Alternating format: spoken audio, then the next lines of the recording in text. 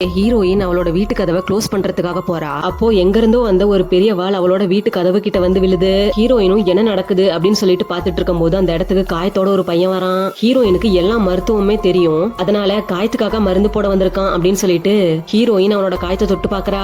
ஆனா அவன் நான் நல்லாதான் இருக்கேன், எனக்காக இங்க வரல அப்படின்னு சொல்றான். உடனே ஹீரோயின் எதுக்காக இங்க வந்திருப்பான், ஏதோ தப்பா இருக்கு அப்படின்னு சொல்லிட்டு டக்குன்னு ஒரு பாய்சன் கலந்த நீடல வச்சு அவனை அந்த இடத்துலயே உரைய வச்சிடறா. அதுக்கப்புறமா அவ கதவை சாத்திட்டு ரெண்டாவது கதவை மூட போகும்போது அவன் ஃபர்ஸ்ட் கதவை உடைச்சுக்கிட்டு உள்ள வரான். இத பார்த்த ஹீரோயின் பனிப்புயல வச்சு அந்த இடத்துல அவனுக்காக ஒரு டிராப்ப செட் பண்றா.